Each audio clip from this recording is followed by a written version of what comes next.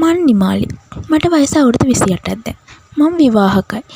ඒත් මගේ මහත්තයා අමිල අපි විවාහ වෙලා දැන් අවුරුදු 5ක් කිට්ටු වෙන්නත් එනවා. ඒත් අපිට කියලා අපේ දරුවෙක් නැහැ. මං හරිම ආසයි මගේ කියලා දරුවෙක් ඉන්නවට. ඒත් මට ඒ වාසනාව නැහැ. මහත්තයාගේ පවුලේ ඉන්නේ එයාගේ අම්මයි තාත්තයි තව එක සහෝදරයෙක්.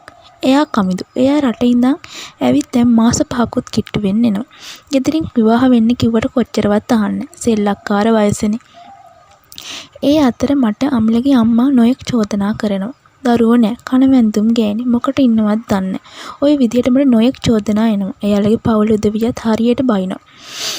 මට ඔය අතර ජීවිතෙත් එක්කම එපා වෙනවා. හැමදේම එපා වෙලා මං අමිලට කියනවා අපි ගෙදරින් යමු කියලා. මම දවසක් වියෝජි කෙනෙක් හම්බෙන්න යනවා.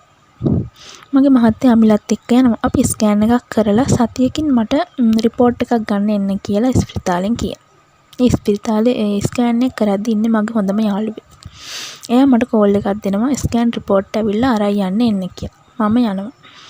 ડોක්ටර් මට කියනවා ඔයාගේ ප්‍රශ්නයක් නෙමෙයි තියෙන්නේ මේක ඔයාගේ මහත්තයාගේ ප්‍රශ්නයක්.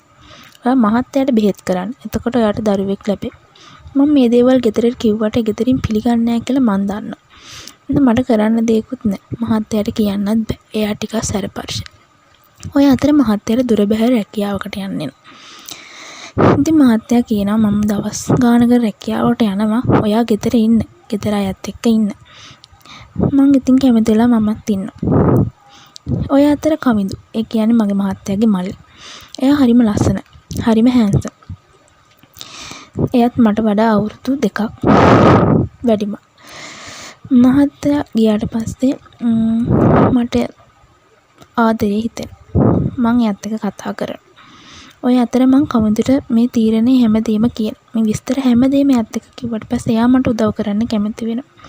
එයාගේ උදව් ඉල්ලගෙන දවස් 2-3ක් ගියාට පස්සේ මට දරුවෙක් ලැබෙන්න ඉන්නවා කියලා දැනගන්නවා. පවුලේ හිතන් ඉන්න නම් අමිලගේ දරුවෙක් කියලා. ඒත් නෑ. ඒ දරුවා කවිඳුගේ.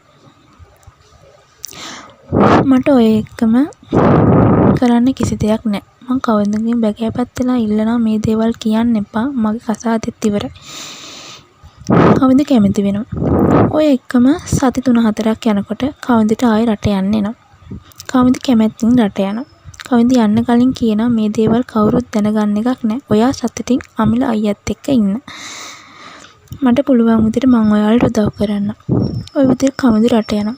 මං හරි ආදරෙන් පවුලේ අයත් එක්ක ඉන්නවා. අමිලත් මට හරිම ආදරේ. එයාගේ දරුවෙක්ට වගේ එයා දරුවට සලකනවා. මගේ channel එක subscribe කරන්න.